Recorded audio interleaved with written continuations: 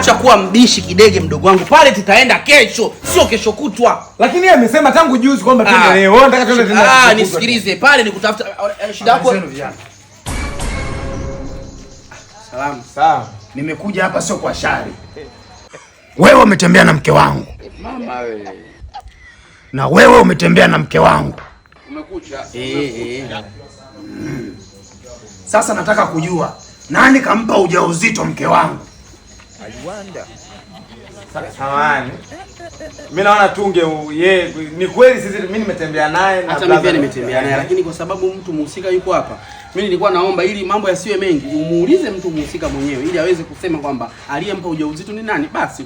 Ungemuuliza tu yeye mwenyewe kwa sababu sisi hatuwezi tukajua mimba ni ya nani. Ungemuuliza yeye tu. Sina haja ya kumuuliza mke wangu, ndio maana nimekuja naye mpaka hapa. Na nyinyi ndio wahusika. Ninachotaka kujua nani kampa huu ujauzito. Sasa hapa mke wangu. Si hivi kiongozi samani. Kwa sababu mke wako yeye ndo anajua kati ya mimi na huyu mimba ni ya nani.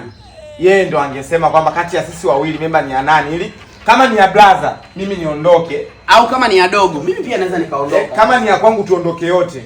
Sasa nyinyi naona mnamchezea akili yangu. Huyo alipo hapa hawezi kuongea, nishafunga kinywa chake.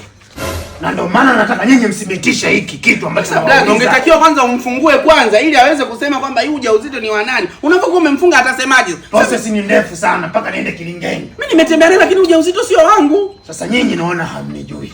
Nataka nitumie nguvu za ziada ili mthibitishe hiki ambacho kinaendelea. Kiongozi samahani. Kiongozi samahani.